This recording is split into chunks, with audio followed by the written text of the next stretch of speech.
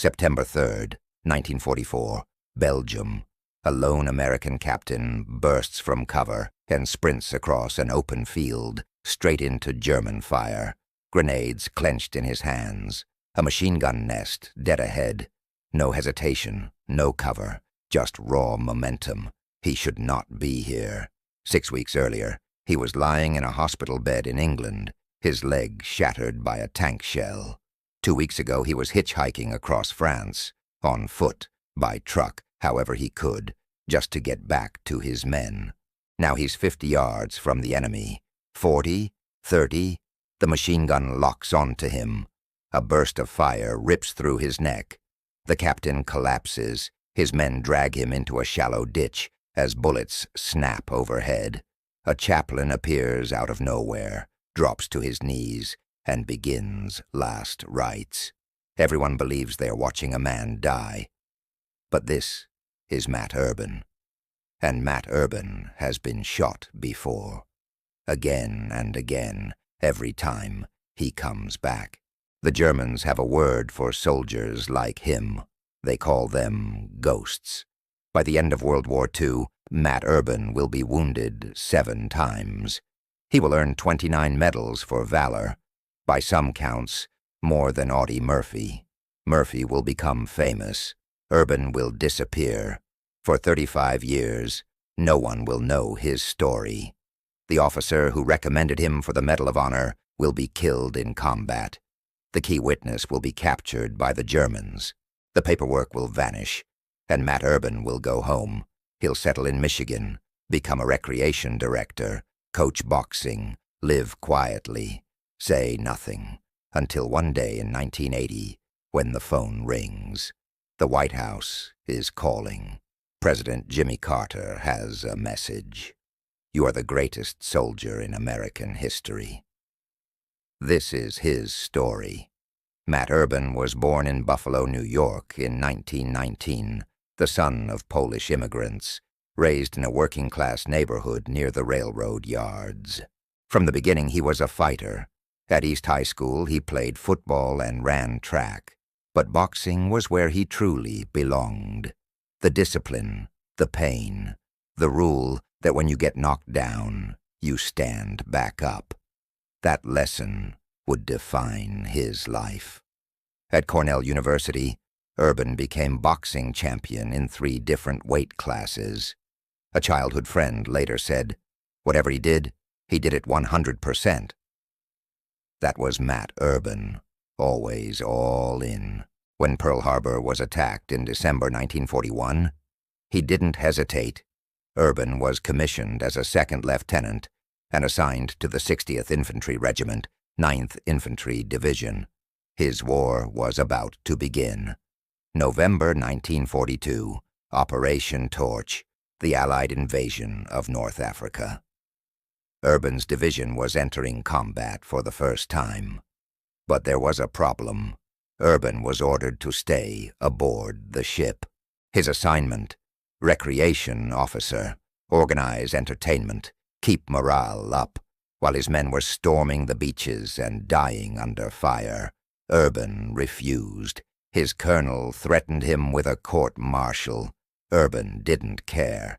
He grabbed a rubber raft, paddled himself to shore, and found his unit pinned down under intense German fire. A platoon leader was wounded. Urban stepped forward and took command. It was his first day of combat, and he disobeyed direct orders because his men needed him. The desert war was merciless. Blistering heat by day, freezing cold at night, sand in everything, food, weapons, eyes, lungs, and facing them was a deadly enemy, led by Erwin Rommel, the Desert Fox, one of the most brilliant commanders of the century. The Americans learned fast. This war would show no mercy. February 1943, Kasserine Pass. The Germans launched a devastating counterattack. American units were smashed. Thousands were killed or captured. It was one of the worst defeats of the war, and Matt Urban was about to face his first true test. American units were collapsing. Some were wiped out entirely. Thousands of men were killed or taken prisoner. It was a disaster. But Matt Urban's unit did not break. During one assault, Urban was leading his platoon toward a fortified German position when the situation suddenly unraveled. The Germans counterattacked with overwhelming force. Men fell all around him. The firing line disintegrated. Smoke, shouting, confusion. And then Urban realized he was alone, cut off from his men. He rounded a corner and stopped cold, 10 feet away, maybe less. A German soldier stood directly in front of him, rifle raised. Urban pulled the trigger. Nothing. His weapon was empty. No time to reload. No room to retreat. Urban reached for his trench knife. 7 inches of steel. The German lunged, trying to bring the rifle up. Urban moved first. 2 fast steps. He seized the rifle barrel with his left hand and drove the knife forward with his right. The blade struck home. The German collapsed. Urban didn't pause. He ripped the fallen soldier SMP-42 from his hands, still warm, and turned just as 3 more Germans rushed around the corner. He squeezed the trigger. 1 fell, then another. The 3rd tried to flee. Urban cut him down. When it was over, he stood alone in the trench, blood on his hands, blood soaking his uniform. 4 enemy soldiers dead in less than half a minute. It earned him his first Silver Star and his first wound. During the fighting, shrapnel from a German grenade tore into his body, his first Purple Heart. Medics tried to pull him out. Urban refused. His men were still fighting. He stayed. Summer, 1943, Sicily. The Germans were dug deep into the mountains, holding the high ground. They could see every American movement below. Someone had to flush them out, and Urban's unit drew the mission. The plan bordered on madness. They would cross the mountains at night. No roads, no lights, no talking. Just infantry and pack mules moving through terrain that was dangerous even in daylight. They stepped off at midnight. The route, if it could be called that, snaked through rocky ravines and knife-edge ledges. One misstep meant a fall into darkness hundreds of feet below. Mules slipped. Men clung to stone to keep from vanishing into the void. Urban stayed at the front, as always. Hour after hour, they climbed. Legs burning, lungs on fire. Absolute silence, broken only by boots scraping against rock.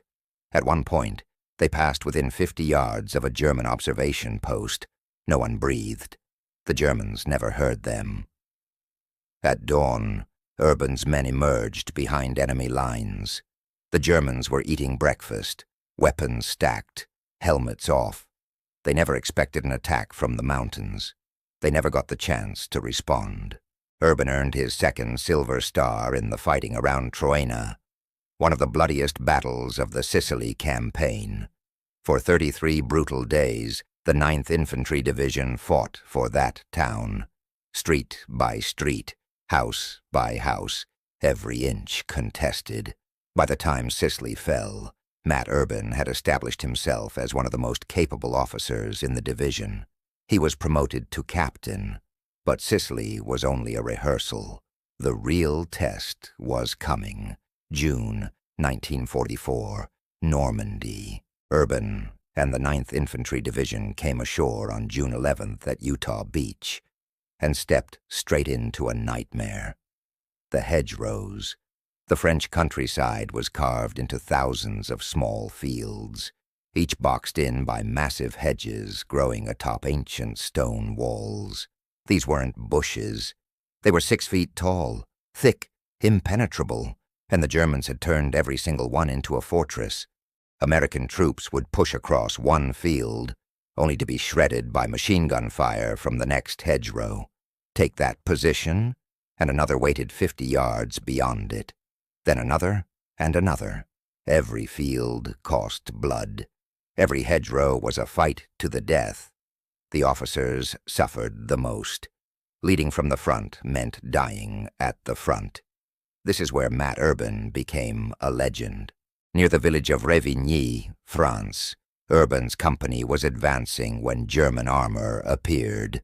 2 Panzer tanks rolled into view, their guns methodically tearing the battlefield apart.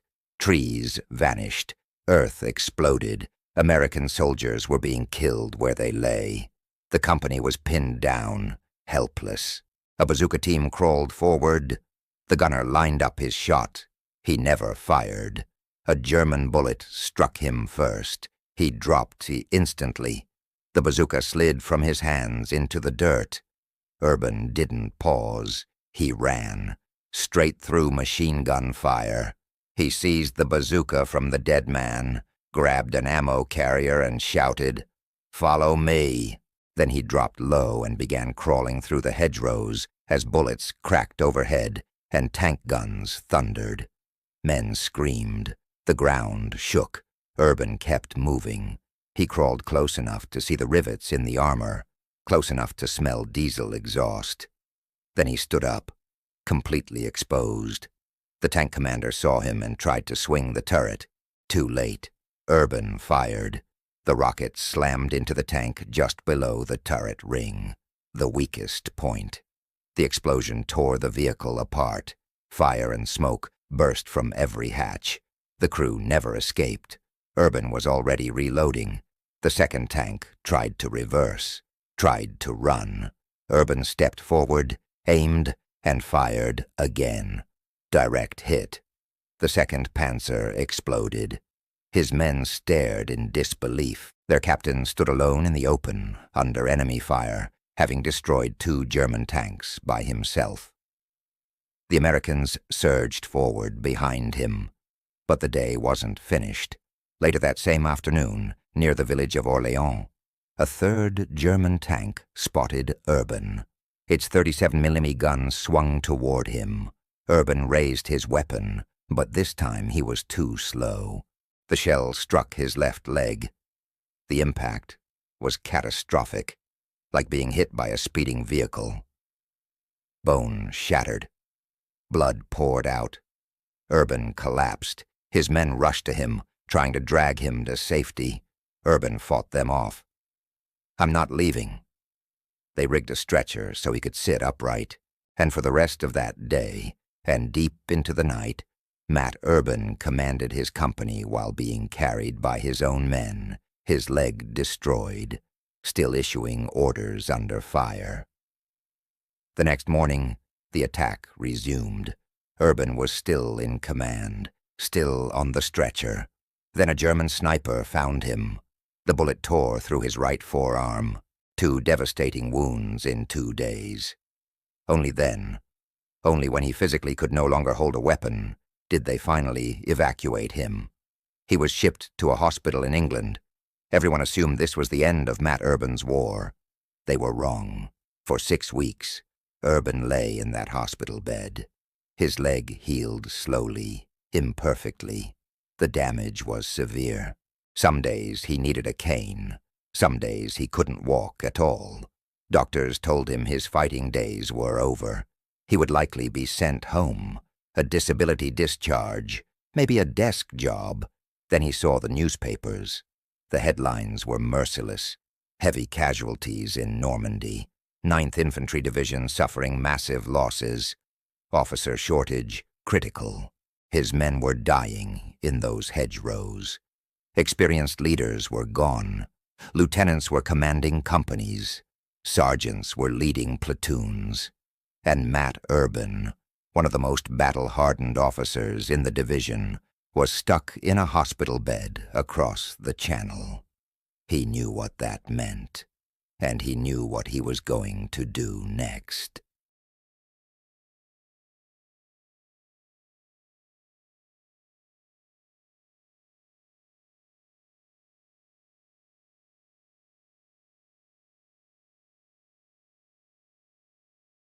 Calm, certain. "I have orders." He didn't, but he said it with such confidence that no one questioned him. Urban boarded the transport, crossed the English Channel, delivered the replacements to Utah Beach, and then he vanished into the war zone. He started hitchhiking. Picture it. A wounded captain with a cane, uniform dirty, and creased from weeks of fighting and travel, standing beside a road in occupied France. Thumb out. Waiting for a ride. Jeeps passed. Trucks thundered by. Nobody stopped. Nobody picked up hitchhikers in a combat zone. Urban didn't quit. He walked when he had to, caught rides when he could, slept in ditches, ate whatever he found. His legs screamed with pain. Every step was torture. The cane wasn't enough. Sometimes he had to crawl, but he kept moving, mile after mile, day after day, toward St. Lo, toward his battalion, toward his men.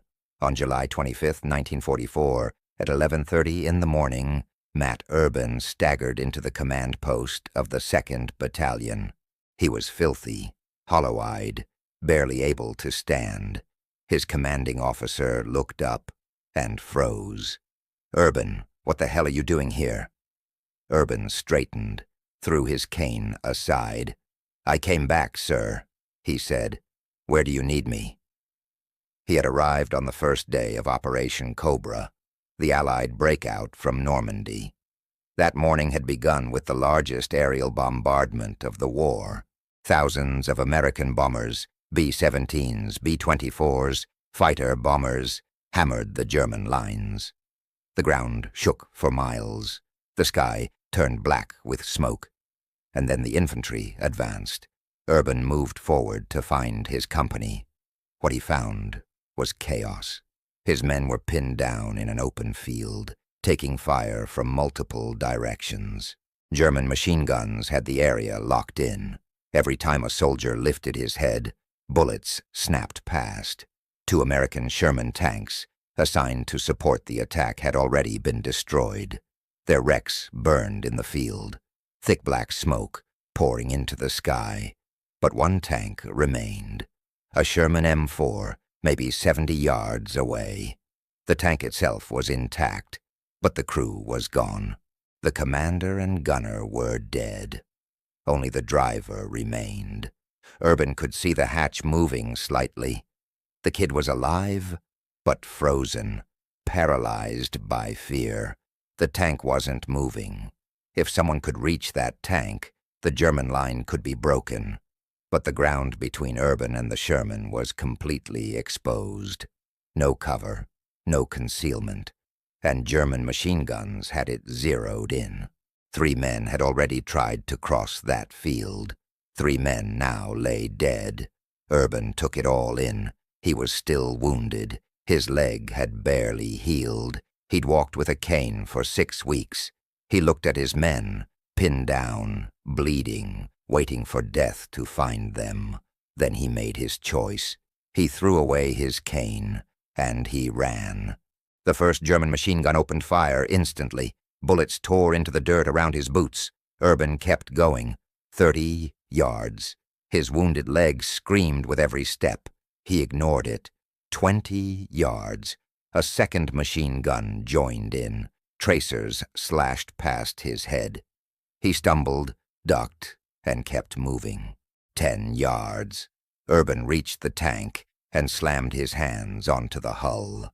His wounded leg nearly buckled beneath him. He caught himself on the turret ring, hauled his body upward, and dropped through the commander's hatch. Inside was a slaughterhouse. Blood coated the metal walls. The gunner lay slumped over his station, lifeless. The air was thick with the stench of blood cordite and burning rubber. Urban shoved the body aside and grabbed the radio. "Driver, can you hear me?" A shaking voice answered back. "Yes, sir." "Good," Urban said. "Drive forward, straight at them." The engine roared to life. The Sherman lurched ahead. Urban climbed back up and seized the .50 caliber machine gun mounted on the turret, the M2 Browning. 1,200 rounds per minute of raw destruction. He rose through the hatch, fully exposed. No helmet, no cover, just a wounded captain standing atop a moving tank Charging head-on into the German line, he opened fire. The machine gun thundered. Tracers ripped across the field. Germans dove for cover. Others tried to run. Urban swept the gun left and right, hammering anything that moved. The tank smashed through a hedgerow, jolting violently. Urban nearly lost his grip, but held on. More Germans appeared ahead. A machine gun nest, an anti-tank crew desperately trying to swing their weapon around. Urban hit them first. The WWII caliber rounds tore through the position. Bodies were thrown backward. The anti-tank gun fell silent, and behind him, something extraordinary was happening. Urban's men were standing up, one by one, then in groups. They had watched their captain, wounded, alone, completely exposed, charge straight into the enemy. If he could do it, so could they. The entire battalion surged forward. A nearby sergeant later wrote, "One of the craziest officers suddenly appeared before us, yelling like a madman and waving a gun in his hand. Crazy or not, it worked." The German line collapsed. American troops overran their positions in savage, close quarters fighting. Many Germans surrendered. Many never had the chance. From the command post, the battalion commander, Major Max Wolfe, watched it all through binoculars. He turned to Sergeant Earl Evans. "What I just saw," he said, "I've never seen anything like it in my life. I'm recommending Urban for the Medal of Honor." That same day, July 25th, 1944, Major Max Wolfe was killed in action. The recommendation died with him.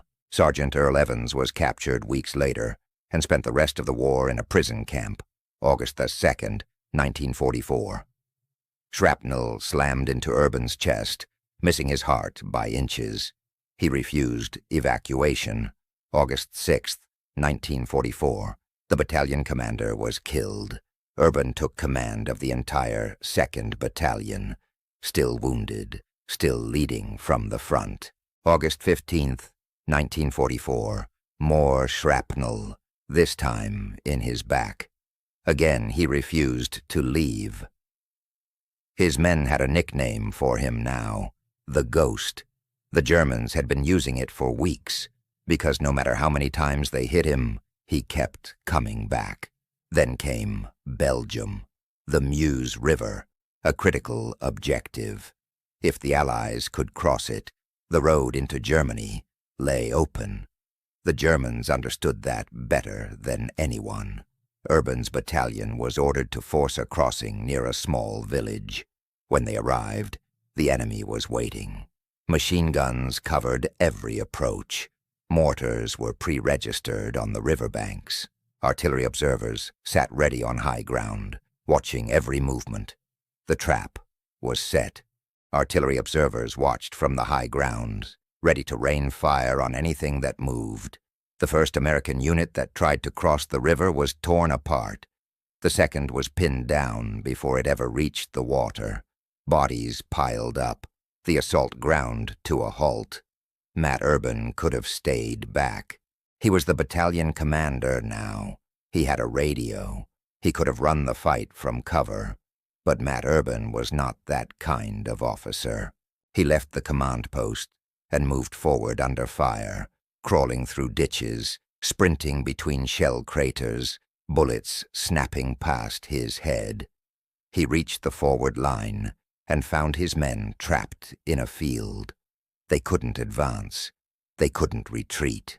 Every minute they stayed, more of them were hit. The attack needed momentum. It needed someone to break the deadlock. Urban stood up. "Follow me." Then he ran, straight across open ground toward the German positions, grenades in both hands. No cover, no hesitation, just speed and sheer will. 20 yards, 30, 40. His men began rising behind him, pulled forward by what they were seeing. 50 yards. That's when the German machine gun found him. A burst of fire struck him in the throat. Urban went down hard, spun by the impact. Blood poured from his neck. He couldn't breathe. He couldn't speak. His men dragged him into a shallow ditch as rounds cracked overhead. Someone tore open a bandage and pressed it against the wound, trying to stop the bleeding. It wasn't enough. A Catholic chaplain appeared. No one remembers his name, only that he was there. He knelt beside Urban as shells exploded around them and began administering last rites, the final sacrament. Everyone believed it was over. But Matt Urban wasn't finished. The bullet had shredded his vocal cords. He couldn't speak, but his mind was still sharp. With a bloody hand, he began writing on scraps of paper. Orders: move the 3rd platoon left. Bring up the mortars. Concentrate fire on that machine gun nest. His men carried them out. The machine gun fell silent. The crossing point was secured. Only then, only after the mission was complete, did Matt Urban allow himself to be carried from the field. His war was finally over. 7 wounds, 20 months of combat, 6 major campaigns, and he was still alive. Recovery took months. The damage to his throat was permanent. For the rest of his life, Matt Urban would speak in a soft, raspy whisper. He was discharged in February 1946. He changed his name from Urbanovich to Urban. He moved to Holland, Michigan, became a recreation director, coached boxing. And he never talked about the war. "I just wanted to live a normal life," he once said. His neighbors didn't know who he was. His co-workers didn't know. For 35 years, Matt Urban lived quietly in Michigan, and the world forgot about the ghost. Then, in the late 1970s, a reporter began researching the most decorated soldiers of World War II. One name kept appearing: Matt Urban. The medal count was astonishing, close to Audie Murphy's, sometimes higher. So the reporter asked the obvious question: why doesn't anyone know this man? Digging deeper, he uncovered a letter written by Sergeant Earl Evans in July 1945, recommending Matt Urban for the Medal of Honor. The letter had been misfiled, buried in bureaucracy, forgotten for 34 years. The Army launched an investigation. They found surviving witnesses, men who had watched Urban destroy German tanks, men who had seen him charge into battle atop a Sherman tank. Every account matched. In February 1979, the phone rang. Matt Urban was on the line. "Colonel Urban, we have located a verified application for the Congressional Medal of Honor." July 19th, 1980.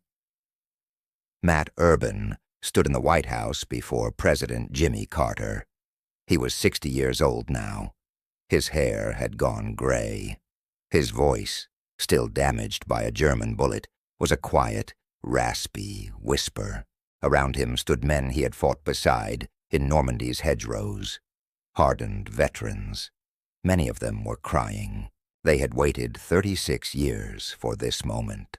President Carter read the citation aloud: 10 separate acts of heroism, from June 14th to September 3rd, 1944.